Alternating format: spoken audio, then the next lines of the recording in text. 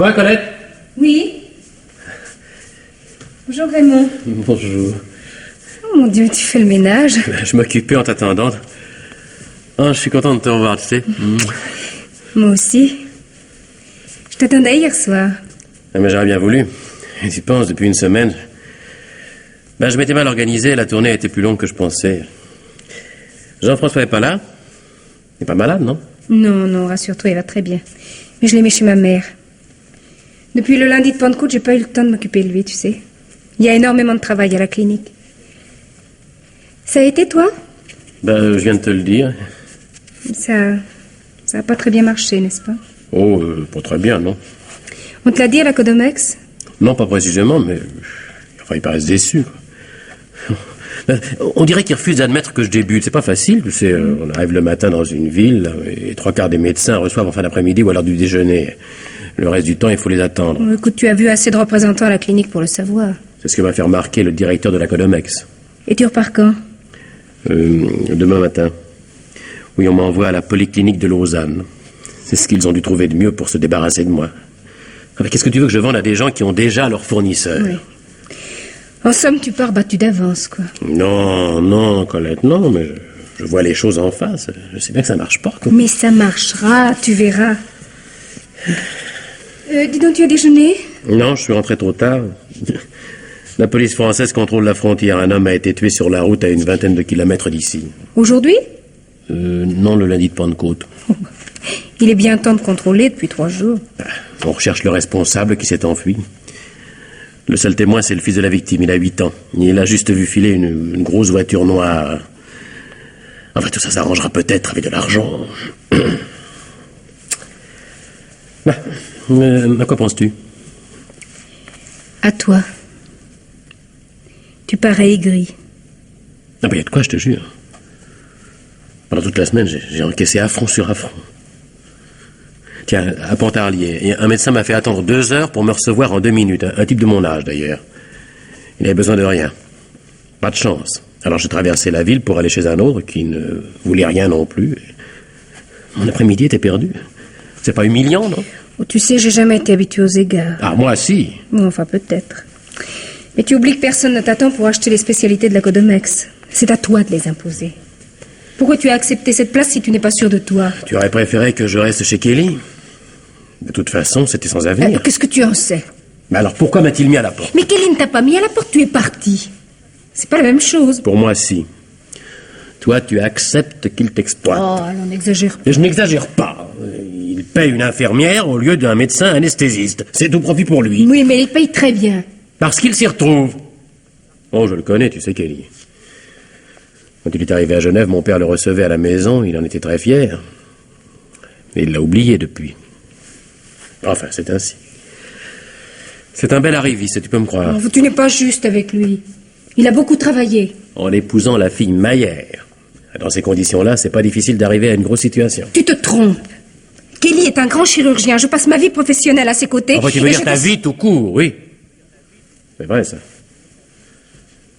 Enfin, tu y penses, je rentre dans une maison vide et en désordre et mon fils vit chez sa grand-mère. Écoute, Raymond, je t'en prie, ne m'oblige pas à te dire des choses désagréables. Ah, ça serait drôle. Non, je ne trouve pas. J'aurais préféré être là avec Jean-François pour te recevoir, mais je suis obligée de travailler. Et ça sera ainsi tant que tu n'auras pas une situation. Bon, enfin, quelle situation veux-tu que je me fasse à la Codomex? Eh bien, il y a des représentants qui gagnent remarquablement leur vie. Kelly m'en parlait encore ce matin. Une simple recommandation de lui et toutes les portes s'ouvriraient devant toi. Et en échange de ces recommandations, que demande-t-il? Mais rien. Il se propose de t'aider, c'est tout. D'ailleurs, qu'est-ce que tu pourrais faire pour lui? Ah, tu es très gentil de me rappeler que sans sa protection, je suis destiné à végéter. Écoute, moi, je ne te comprends pas. Tu te places toi-même dans la situation d'être aidé et tu refuses l'aide qu'on te propose. Je n'ai pas besoin de l'aide de Kelly. J'aime pas ce type-là, tu comprends? Mais enfin, pourquoi est-ce que tu te fâches? Non, excuse-moi, je suis fatigué. C'est bien que je déçois tout le monde. Toi, la première, n'est-ce pas? Tu es comme ça, quoi. Mais je t'aime, Colette. Je te crois. Qu'est-ce que tu feras si tu es mis à la porte de la Codomex? Bon, ça, j'en sais rien. Tu vois bien que tu peux pas te débrouiller seul. Bon, maintenant, excuse-moi, il faut que je retourne à la clinique. Veux-tu que nous sortions ce soir? Non, je vais à Lausanne avec Kelly et je rentrerai tard. Tiens, si tu ne fais rien cet après-midi, porte cette enveloppe chez ma mère. C'est la pension du petit. Au revoir, Raymond. Colette.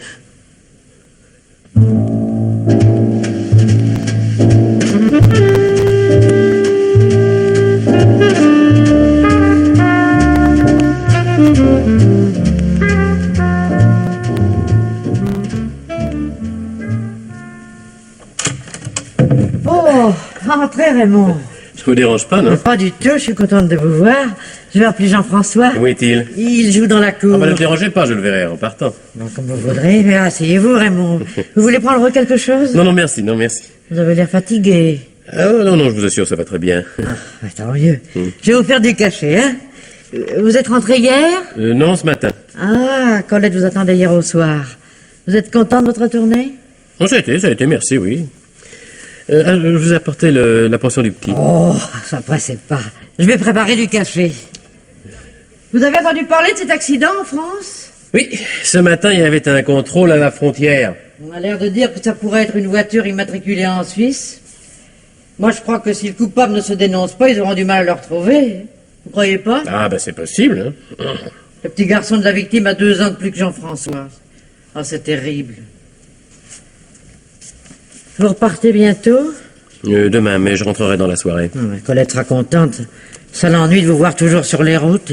Elle s'inquiète si facilement. Elle vous en a parlé? Oh, ma fille ne m'a jamais fait beaucoup de confidences. C'est sa nature. Puis je la vois si peu, vous savez. Lundi matin, elle m'a amené le petit et elle est repartie tout de suite. Je l'ai pas revu depuis. Lundi, comment elle travaillait, un lundi de Pentecôte? Faut croire. Vous venez dîner avec elle ce soir?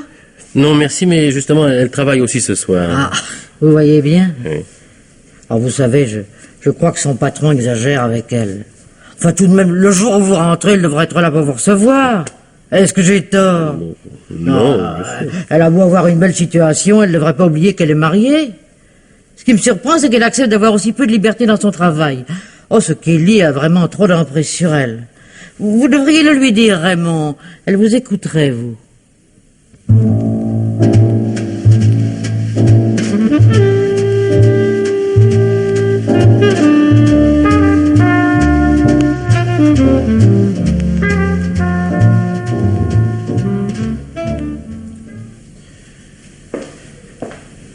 Bonsoir, Madame Burtin. Monsieur Auberger, oh, c'est une surprise. Un temps fou depuis que vous étiez venu nous voir. Oui. Il est vrai que vous voyagez beaucoup. Il paraît que ça va très bien pour vous, d'après Madame Auberger. Oui, ça va. Asseyez-vous donc. Merci. La maison a changé depuis votre départ, n'est-ce pas? Ah, je vois ça, oui. Les hôtels marchent bien, très bien même. Alors on en a profité pour recruter du personnel jeune. Il paraîtrait que les clients préfèrent être soignés par de jolies infirmières. Ah, du moment qu'il paie. N'est-ce pas? Moi, on m'a mis dans ce petit bureau, estimant sans doute qu'après un certain âge, les articles doivent être tirés de l'étalage. Le principal, c'est que vous ayez du travail. C'est ce que tout le monde me dit. On me permet de vivre, donc j'aurais tort de me plaindre. Mais ici, l'ambiance n'est plus la même. Madame Auberger a dû vous le dire. Oh, elle ne me parle pas souvent de la clinique ni de son travail. Madame Auberger est très discrète et très occupée. Le docteur Kelly tient beaucoup à elle. Oui, je sais. Enfin, je ne veux pas vous déranger davantage, Madame Burtin. Oh, mais vous ne me dérangez pas, monsieur Auberger. Au contraire, vous voyez, je suis seule, avec l'infirmière de garde. Prenez une cigarette. Merci. Dans ce bureau, on peut fumer et j'ai tout mon temps. Vous êtes de permanence? Ça m'arrive souvent. On sait que je vis seule, alors les dimanches et les jours de fête, on pense à moi. Si vous acceptez de venir.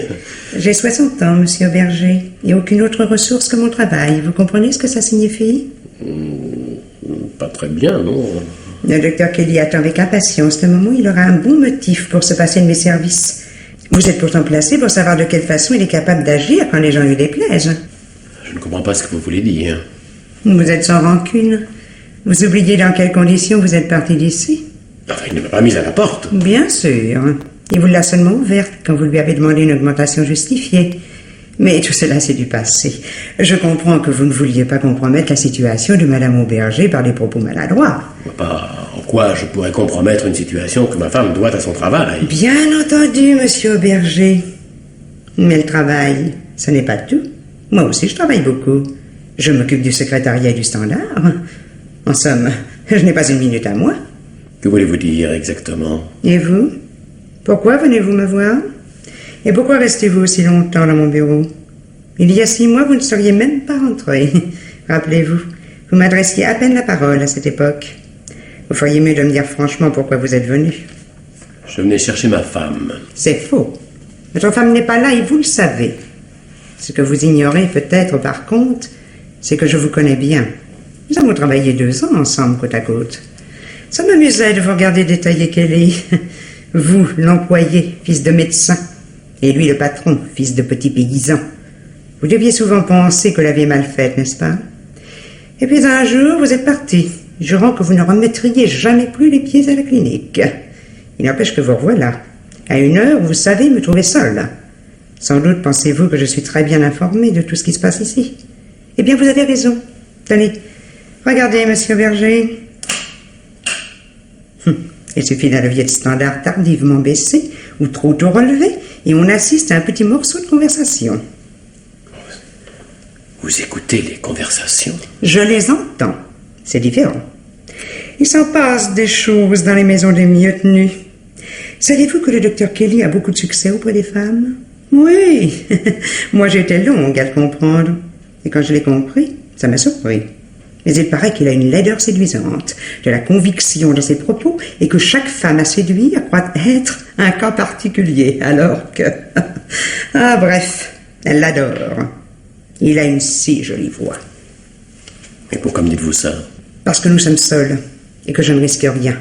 Mais surtout parce que j'ai autant confiance dans votre discrétion que dans les sentiments que vous inspire Kelly. Vous le détestez. D'ailleurs, vous n'êtes pas le seul. Mais en vous voyant entrer, je savais déjà pourquoi vous veniez me voir et ce que vous alliez me demander. Vous vous trompez, je n'ai rien à vous demander. Allons donc. Moi aussi, je lis les journaux et j'écoute la radio. Une voiture noire de marque américaine, 2 personnes à bord et un accident à Artaz, un lundi de Pentecôte. Ça peut tout de même donner des idées. Vous ne trouvez pas? Je vous affirme que je ne vous comprends pas. Admettons. Et si je vous apprends que le docteur Kelly n'a pas travaillé ce lundi-là et qu'il a pris sa voiture noire pour aller déjeuner en France, vous commencerez à saisir? Vous voyez bien. Écoutez-moi, monsieur Berger. Ce lundi qu'il est arrivé ici à 10 heures, il m'a demandé de téléphoner à un restaurant d'Annecy afin de retenir 2 couverts. Avouez que si vous êtes venu par hasard, vous apprenez tout de même des choses intéressantes et qui ne doivent pas vous déplaire. Non, monsieur, le docteur n'est pas là ce soir. Seulement demain matin. À son domicile non plus. Voulez-vous me donner votre nom? Merci beaucoup. Où en étions-nous, monsieur Berger? Ce qu'a fait le docteur Kelly le lundi de Pentecôte. Maintenant, vous le savez. Il a déjeuné à Annecy. Et alors? Monsieur Auberger, je vous en prie. Les gens qui ont les mêmes rancunes ont les mêmes intuitions. Pour aller d'Annecy à Genève, la nationale 201 est la plus rapide. Mais la route qui passe à La Rochefoucauld est plus belle et plus agréable. On borde une jolie vallée, on traverse des villages, Arthas par exemple, qui est sur le chemin. Bon, tout ça ne tient pas debout, Madame Burtin. Ou alors ce serait une coïncidence extraordinaire. Il faut bien que la coïncidence tombe sur quelqu'un. Moi, je réfléchis aux raisons qui peuvent pousser un homme à s'enfuir dans une telle circonstance. Il y a la peur du scandale. Avez-vous pensé que Kelly n'était sans doute pas avec sa femme ce fameux lundi? Alors avec qui? Ça ne m'intéresse pas de le savoir, et la question n'est pas là. Mais le mardi suivant, le lendemain, on m'a remis la note de ce restaurant d'Annecy, afin que je la classe. C'est une habitude de la maison de faire passer toutes les factures dans les frais généraux. Or, elle a été retirée hier. Mais pourquoi Kelly l'aurait-il remise s'il est l'auteur de l'accident? Ce n'est pas lui qui me l'a remise. C'est Madame Kelly, qui est administratrice de la clinique. Elle a pu la trouver dans une poche ou sur une table. Vous savez, elle n'est pas la personne à se formaliser des petites aventures de son grand homme. Elle en a même l'habitude. Ce sont des ragots, oui. Peut-être. Et pour les entendre, vous êtes venu à une heure où vous saviez me trouver seul. Et vous auriez du mal à me faire admettre que votre visite est amicale. Si j'avais des amis, je le saurais. Et vous n'êtes pas venu pour chercher votre femme, n'est-ce pas? Elle est à Lausanne avec lui. Ils ont même quitté la clinique ensemble à 18 heures dans le cabriolet d'Hélène Kelly. Une cigarette, monsieur Auberger? Il y a une autre chose que j'ai oublié de vous dire. Depuis ce fameux lundi, on n'a pas revu l'autre voiture. Dame, un choc, ça laisse des traces. même sur une grosse voiture noire.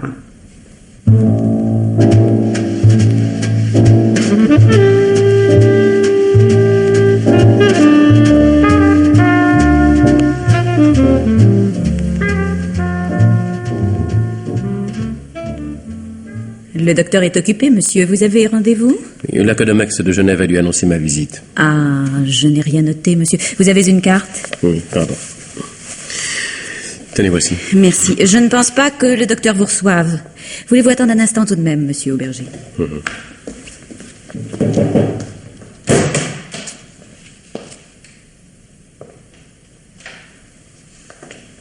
La polyclinique ne travaille pas avec la Codomex depuis quelques années. Le docteur Magnin est très sollicité, mais il désire malgré tout vous recevoir, monsieur. Merci. C'est pas ça? Pas ici. Pardon.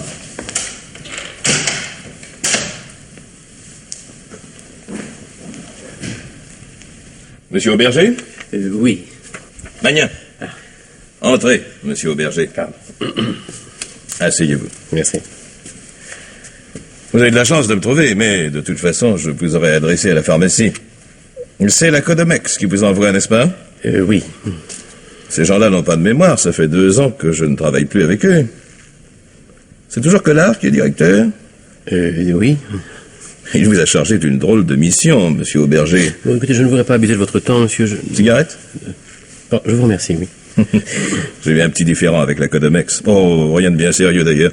Mais entre-temps, nous avons reçu les représentants de Zurich et de Bâle et nous avons continué à nous fournir chez eux, sans jamais avoir eu à nous en plaindre. Vous me comprenez? Oui, alors... excusez-moi, monsieur. Je vous en prie. Non, je tenais à vous informer pour que vous le répétiez de ma part à Collard. Mais je n'ai rien contre vous. Voulez-vous me montrer votre catalogue? Ah, bon, pardon. Voici. Merci. Nous sommes très intéressés par vos tranquillisants et nous devons nous réapprovisionner. Vous avez vos bons de commande? Mais certainement, oui. Parfait. Bon, je vais vous indiquer les chiffres dans la colonne. Pourriez me livrer ça à quelle date? En fin de semaine? Bon, je vous en prends 200. Un antibiotique... Un instant, s'il vous plaît. Allô? La pharmacie? Dis donc, je vous annonce là un représentant de la Codomex.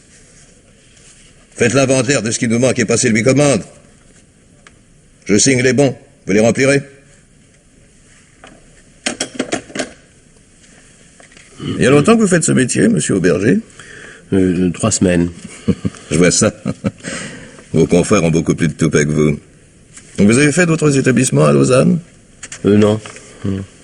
Dans 10 jours, un groupe de confrères ouvre une clinique à Ouchy.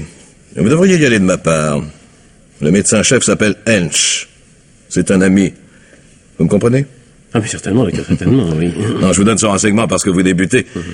Et aussi parce que je connais les méthodes de vos confrères. Où sont vos corticoïdes dans ce catalogue? Permettez, là, sur les feuilles blancs. Voilà. Il a vu les bourrées de rhumatisants qui constituent le quart de notre clientèle. Bon. Eh bien, je vous signe tout cela et je vous libère. Voilà. Et dites à Collard qu'il me donne de ses nouvelles. Ça sera l'occasion pour moi de lui faire savoir qu'il vous doit cette commande. Vous êtes très sympathique, monsieur Auberger. Je vous remercie, docteur. Je vous en prie. C'est moi qui vous remercie. Kelly est un vieil ami. Il est passé en coup de vent hier soir, vers 20h, avant de regagner Genève. Et uniquement pour me parler de vous. Faites-lui mes amitiés. Voulez-vous?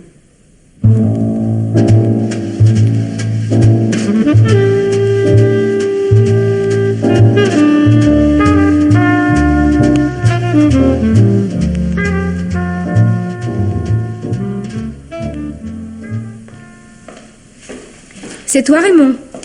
Oui. Je ne pensais pas que tu rentrerais si tôt. Ça a bien marché? Et toi? Comme d'habitude. Pourquoi tu me demandes ça? Parce que je ne t'ai pas vu depuis hier soir. Je suis restée à Lausanne cette nuit. Tu es satisfait de ta journée? Ça te préoccupe à ce point? Bah oui. Tu étais assez ennuyé hier d'être obligé d'aller à la polyclinique. Eh bien, rassure-toi, j'y suis allé, ça s'est bien passé. Ça s'est passé bien ou très bien? Trop bien. Tu dois le savoir. Je n'aime pas ton agressivité. Tu me réponds comme si j'avais mal agi à ton égard. Ah, tu considères que ce n'est pas le cas? Non. Ce que je t'ai dit hier devrait t'aider à le comprendre.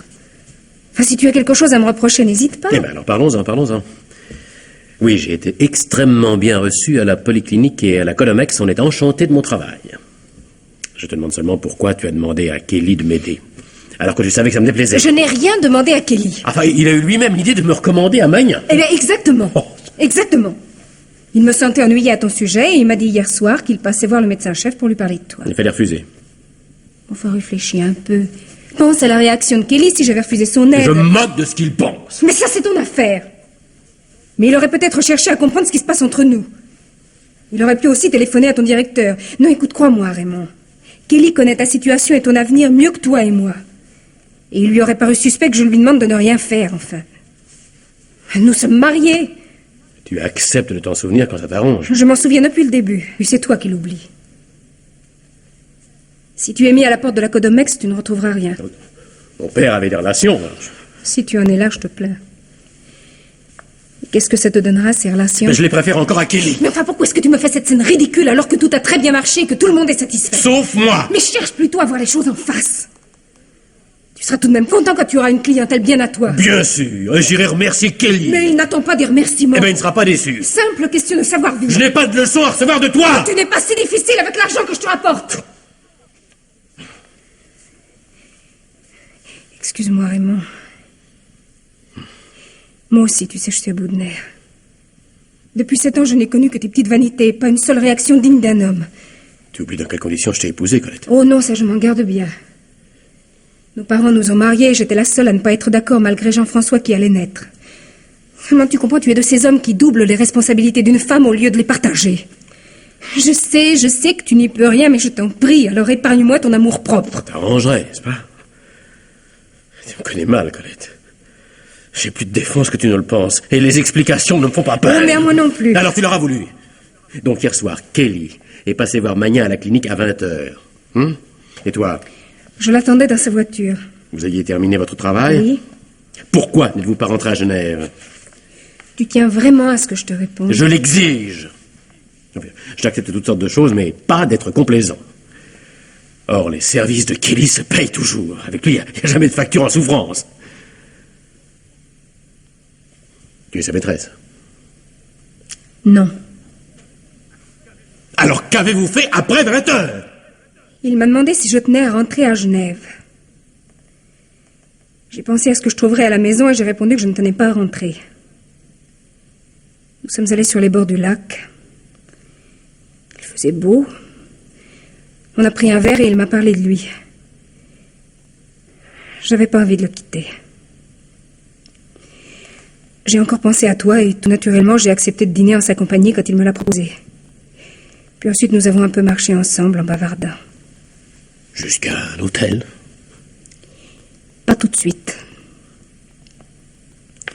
Nous sommes revenus sur le bord du lac. Kelly me paraissait déçu par la vie qu'il mène et pour la première fois je l'ai trouvé humain. Humain et touchant. Puis comme il était tard, il a téléphoné à un hôtel. Pour retenir la chambre? Les chambres. Nous nous sommes retrouvés que ce matin au petit déjeuner.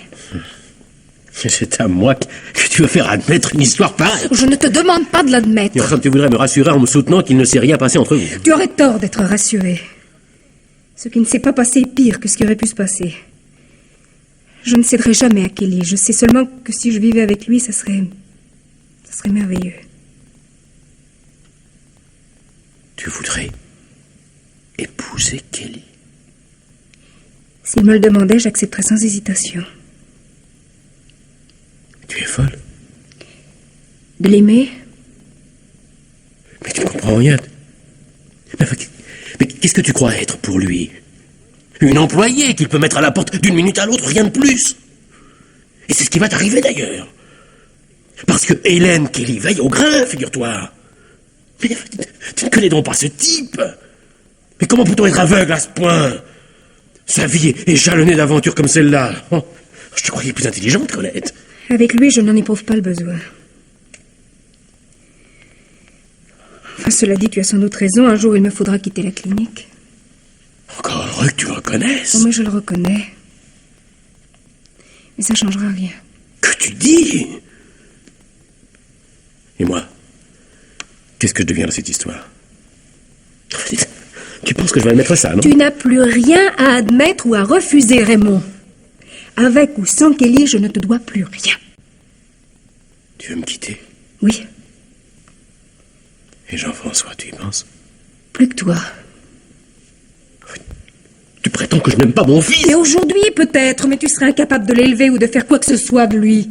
Et toi, tu comptes sur Kelly? Je ne compte sur personne pour faire mon travail ou pour m'en tirer. Et sur toi encore moins que sur quiconque. Alors? Alors rien. Rien. Je crois t'avoir tout dit. Tu as eu l'explication que tu voulais. Tu te casseras les reins, Colette. Oh, ça sûrement, il y a des chances. Mais en quoi est-ce que ça te regarde? Puis d'ailleurs, tu es plus humilié que malheureux. Ta réussite, ce serait d'avoir de l'argent. Alors limite-toi ça. Travaille. Il n'aime pas le luxe, peut-être. Oui, mais il peut se le payer. En fait, il préférerait une vie plus simple, tu vois. Tu te l'as dit? Oui. Vous n'avez pas dit vous ennuyer sur le bord du lac, hein? La chaumière, les deux cœurs. Oh. Kelly faisant vœu de pauvreté, tu crois ça, ma pauvre Colette? Je te croyais plus lucide. La simplicité, monsieur, le moyen qu'il y a de vous avoir toutes. Ce type est un salaud, tu entends, un salaud. Mais à quoi ça te sert de dire ça? Mais il n'y a pas que ça à dire. Je pense que tu ne dois pas minimiser les chances de te faire épouser. Il finira bien par se décider, ne serait-ce que par crainte du scandale. Pourquoi un scandale? Je ne savais pas hypocrite. Vous étiez bien ensemble, le lundi de Pentecôte. Je ne te le cache pas. Et cet homme tué à Arthaz. Et cette voiture noire qui filait pendant que le gosse hurlait de peur devant le cadavre de son père. Tu ne me le caches pas non plus, hein? Pourquoi n'avez-vous pas jeté le corps dans un ravin comme deux assassins? Tu as raison, Colette. Ce sera un beau mariage. Vous pourrez inviter la veuve et l'orphelin. Ça vous fera du monde. Mais tu es fou, Raymond! Raymond, va te tuer, Raymond!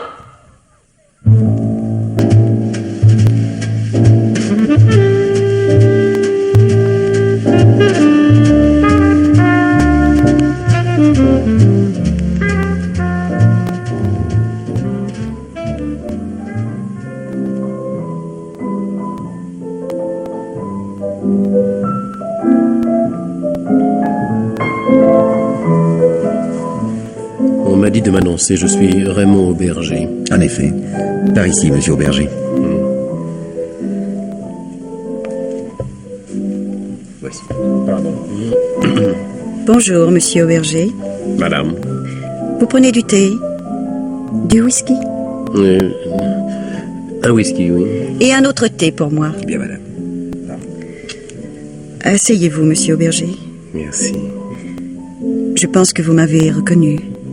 Pas au téléphone tout à l'heure, mais je vous ai vu à 2 ou 3 reprises quand je travaillais à la clinique. Madame Kelly. Vous devez être surpris de me retrouver dans ce bar. Mais il m'était difficile de vous demander de venir chez moi. Oui, d'ailleurs, je n'y serais pas venu. Vous auriez eu tort. Le lieu importe beaucoup moins que ce que nous devons nous dire. Vous me comprenez? Non. Monsieur Auberger, la police a reçu un coup de téléphone anonyme lui indiquant que mon mari se trouvait sur la route d'Arthaz le lundi de la Pentecôte. Je présume que vous savez ce qui s'y est passé. Un homme a été tué par une voiture. Comme celle de mon mari, n'est-ce pas? Enfin, c'est peut-être une coïncidence. La police n'aime pas les coïncidences. D'autant qu'un homme et une femme occupaient cette voiture, vraisemblablement immatriculée en Suisse. C'est déjà moins une coïncidence, n'est-ce pas? Tout dépend de ce que pense la police. Vous êtes mieux placé que moi pour répondre à cette question. Je n'ai pas dénoncé votre mari, Madame Kelly, et je crois qu'il vaut mieux en rester là si vous le pensez. Vous partez? Ça me semble normal. Je ne le crois pas. Rasseyez-vous. Bien. D'ailleurs, je ne prétends pas que vous soyez l'auteur de cette dénonciation anonyme. Disons que vous auriez pu pousser quelqu'un à téléphoner. Ne serait-ce que pour régler un compte personnel avec mon mari. Et qui aurait appelé? Germaine Burtin, par exemple. Mon mari et moi remettons à la comptabilité toutes les notes du restaurant. Seule Germaine Burtin savait que celle de lundi dernier a été retirée. C'est exact. C'est exact. C'est moi qui ai déposé cette facture et qui l'ai reprise hier. Vous remarquerez toutefois que si mon mari était coupable, il aurait détruit une telle preuve. Alors pourquoi allez-vous vous retirer? Pour éviter cette dénonciation à la police. Si votre mari est innocent, je ne comprends pas. Il en faut peu pour provoquer un incident ou un scandale. Comprenez-vous cette fois? Parfaitement. En recherchant un meurtrier, la police pouvait découvrir un adultère. C'est exactement cela. Alors je ne vois pas en quoi ça me concerne.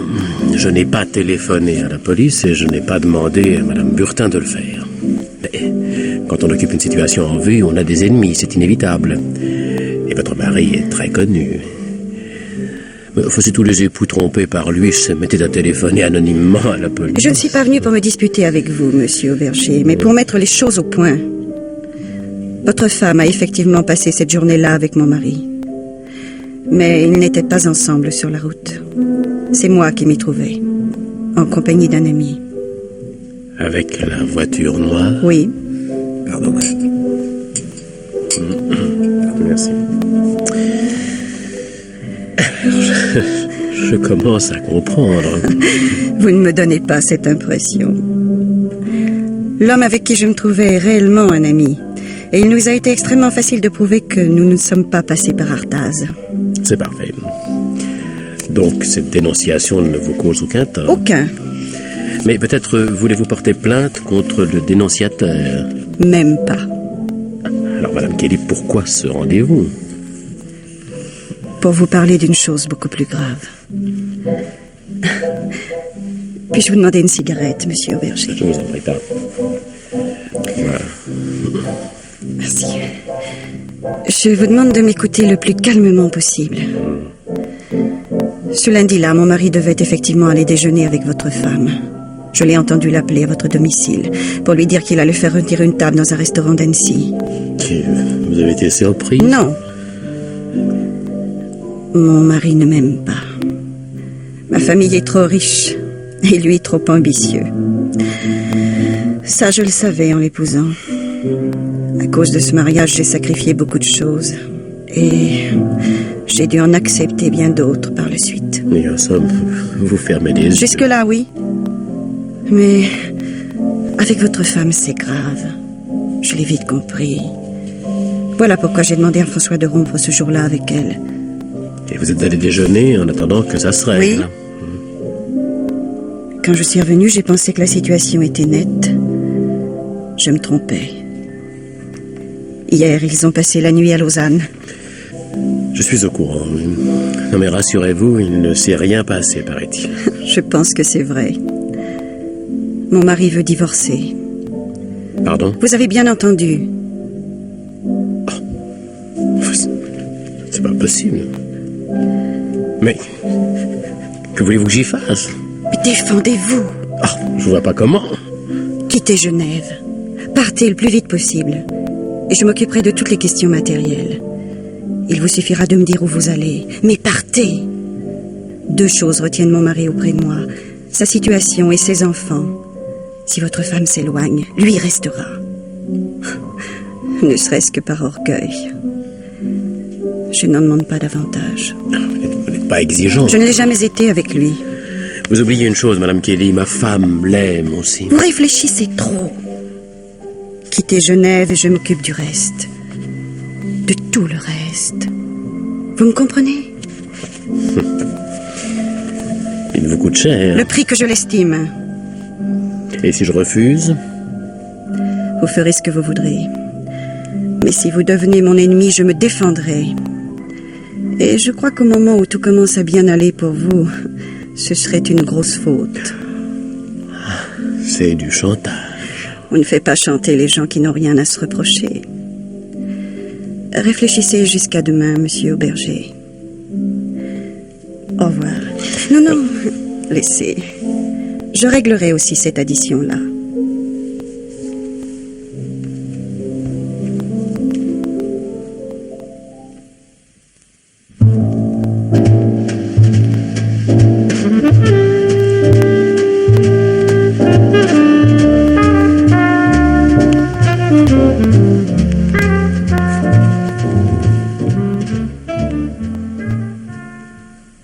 Entrez, monsieur Auberger. Oh, je vois que vous vous rappelez mon adresse. Il est vrai que vous m'aviez raccompagné une fois. Vous vous en souvenez, n'est-ce pas? C'était au début de votre mariage. Vous aviez une voiture de sport à l'époque, une voiture rouge. J'ai même eu très peur. Vous conduisiez si vite. Asseyez-vous donc. Merci, madame. Bon, je m'excuse de vous recevoir dans la cuisine. Je dînais, mais vous ne me dérangez pas, au contraire. Vous allez bien prendre quelque Non, chose. je n'ai besoin de rien, merci. Je vous garantis que si. Vous avez une mine épouvantable. Vous êtes malade. Non. Alors, une mauvaise nouvelle? Tenez, buvez une goutte de rhum. Il m'arrive d'en prendre le soir avec une infusion. À moins que vous ne préfériez une infusion. Non, je vous ai dit que je n'ai besoin de rien. C'est le mot de me voir, n'est-ce pas? Vous le savez bien. Vous n'êtes pas correct, monsieur Auberger. Brusquement, vous arrivez chez une dame seule, comme ça, sans vous annoncer. Oh, bien sûr, je ne vous demandais pas de m'apporter des fleurs. Oh, je n'ai jamais été habituée à tant de prévenance, mais tout de même. À la fin, comment voulez-vous? C'est vous qui avez téléphoné à la police? Soyons sérieux, monsieur Auberger. Pourquoi aurais-je téléphoné à la police? Et à quel sujet? Pour accuser Kelly d'avoir tué un homme avec sa voiture.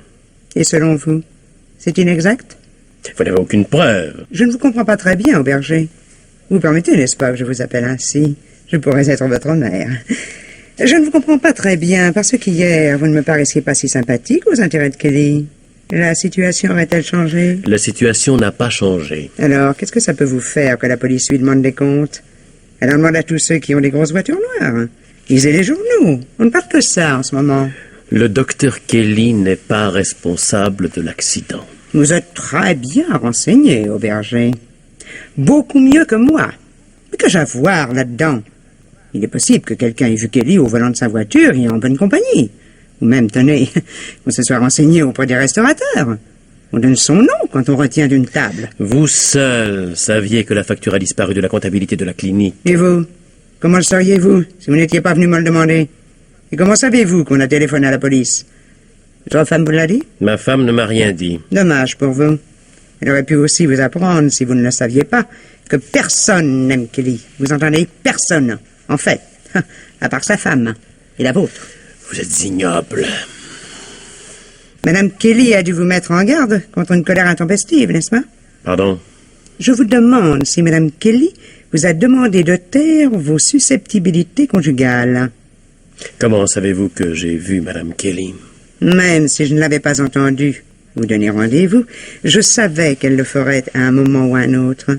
Ça se passe toujours de la même façon. Chaque fois que le charme de son grand bébé cause des dégâts, Hélène Kelly intervient. Dans le ménage, c'est elle, la femme de tête. Vous vous souvenez de Christine O'Tony? La belle Christine. Vous l'avez connue quand elle travaillait à la clinique. Avec elle aussi, ça a été grave. Oh, je ne dis pas que c'était le grand amour, mais enfin, elle avait une promesse, comme on dit. Une promesse de 3 mois. C'était une très bonne famille, les O'Tony. Des gens à principe. Alors le papa est venu, et c'est Madame Kelly qui a réglé la situation. Question d'habitude, Auberger. Par chance, la famille Maillère a beaucoup d'intérêt à droite et à gauche, même à l'étranger. Et ce ne sont pas les places qui manquent ou laissées pour compte du séducteur. À vous, qu'est-ce qu'elle a proposé? Vous n'êtes pas bavard, Auberger. Vous étiez venu seulement pour me parler de ce coup de téléphone? On sait que c'est vous qui avez appelé. On se trompe. Un appel, ça se repère. Pas d'une cabine. Kelly a beaucoup d'ennemis. On n'aime pas sa réussite fracassante et ses histoires de femmes. On le guette. Sa femme est très courageuse. Et il lui en faut du courage pour défendre un type pareil contre vents et marées. Il paraît qu'elle est folle de son grand homme. C'est bizarre, l'amour. Ça vous fait faire un tas de choses. Je vous plains. De ne pas avoir connu l'amour? C'est amusant ce que vous dites. Mais j'ai été marié, Auberger. Oh, pas longtemps, mais suffisamment pour pouvoir apprécier les joies du veuvage. Il faut bien que les gens seuls aient leur petite consolation. Madame Kelly sait que vous avez téléphoné à la police. Vous ne vous en tirerez pas. Si vous êtes bien avec elle, retirez-lui cette idée de la tête, c'est votre intérêt. Après tout, les affaires ne s'arrangent pas mal pour vous. Alors un bon conseil, ne gâchez rien. Si je soutiens que vous êtes venu me tirer les vers du nez afin de vous venger, comment vous défendrez-vous?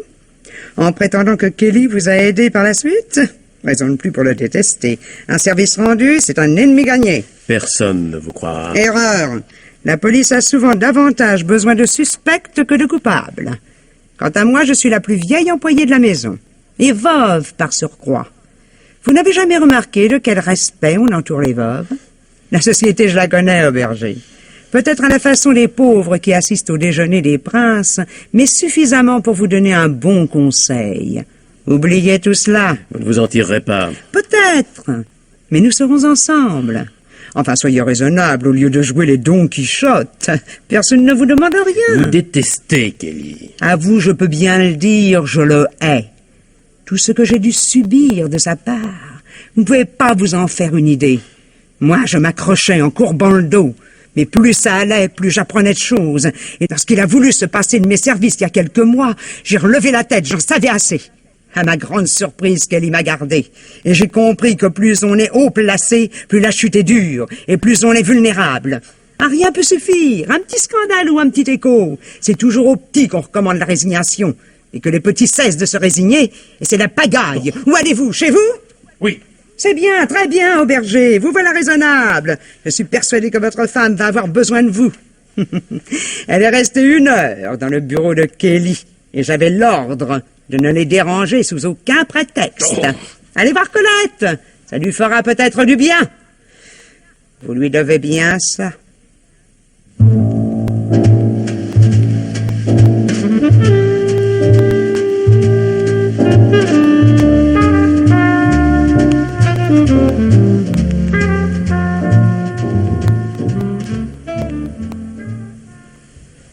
Ah, tu es là, Colette.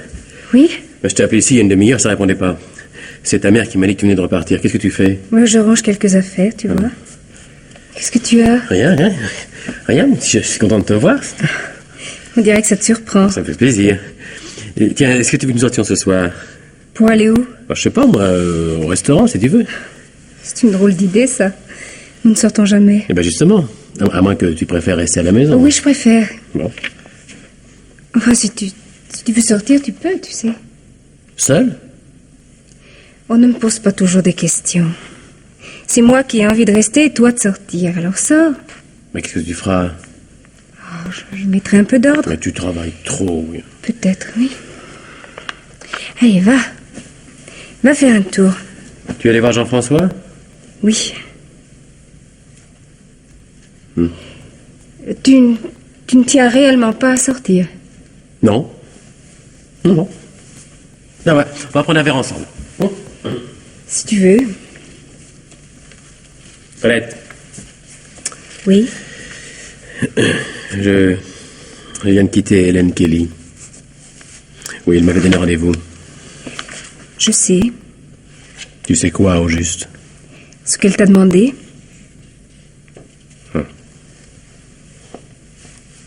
Et alors? Que vas-tu faire? Je quitte la clinique demain. Et ensuite? Comment veux-tu que je te réponde? Tu es humilié? Je voudrais bien l'être. Alors tu as mal. Vraiment mal. Tout à l'heure, je suis allée chez ma mère. Je voulais lui parler de ce qui m'arrivait, puis finalement... Je n'ai rien dit. À quoi ça aurait servi, hein?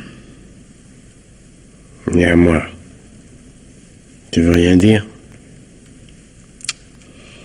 Non. Et moi, je veux te parler. Je suis entré pour cela. J'ai tout à me faire pardonner. Et j'ai eu tort avec toi. Et maintenant, nous allons commencer à vivre. Nous partirons avec Jean-François, puis je travaillerai. Si petit à petit je parviendrai à te faire oublier tout ce qui s'est passé. Tu me crois, n'est-ce pas? Tu es gentil, Raymond. Et je pense que tu en es capable. N'est-ce pas? Hein? Je t'aime, tu sais, je t'aime. Tu n'en doutes pas, moi. Je n'ai aucune raison d'en douter. Tu vois bien. Qu'est-ce que t'as dit, Kelly? Tu sais, c'est une drôle d'idée de vouloir le savoir. Mais j'y tiens. Eh bien, je pense qu'il m'a dit ce que dit toujours un homme qui ne veut rien perdre, surtout lorsqu'il est sincère. Qu'il avait 2 enfants, qu'il devait sa réussite à sa femme, mais qu'entre nous, ça ne changerait rien. Et que si j'acceptais de devenir sa Tu maîtresse... vois bien qu'il est comme les autres. Je n'ai pas eu envie de lui reprocher, je suis partie. Bon. Maintenant, nous sommes à nouveau ensemble. Pourquoi t'obstiner à rêver? Tu sais ce que tu vas faire? Eh bien, tu vas t'habiller. Vraiment, je te supplie de me laisser seule. Tu comprends pas? Très bien, au contraire. Nous allons dîner sur le bord du lac. Non, écoute, je t'affirme que ça n'est pas possible. Laisse-moi. Dis, je t'en supplie, laisse-moi. Mais il n'est pas question. À partir de maintenant, c'est moi qui décide. Allez, va t'habiller. Allez, va. Qu'est-ce que tu vas mettre? Ta robe? Ton tailleur? Ah ben ça serait mieux le tailleur, parce qu'il peut faire froid, tu sais, fais attention, hein. Tu sais à quoi j'ai pensé au sujet de Jean-François? Colette? Tu m'entends, Colette? Colette! Ouvre-moi! Colette!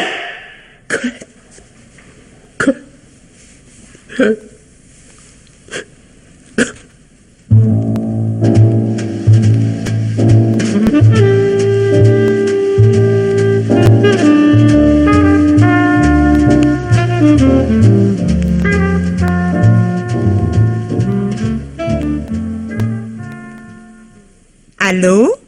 Raymond Berger? C'est Madame Burtin à l'appareil. J'ai appris que vous étiez de retour. C'est bien de vous être mis à travailler après votre malheur. Le temps efface tout. Ah non, ne raccrochez pas. J'ai quelque chose à vous dire. Ah, vous m'entendez? Oui, c'est au sujet de l'accident du mois dernier. Le coupable vient de se faire connaître. Mais vous savez, il ne risquait pas d'être arrêté. Le petit garçon s'était complètement trompé. Vous pensez? À 8 ans. La voiture qui a tué son père n'était pas noire, monsieur Auberger. Elle était grise.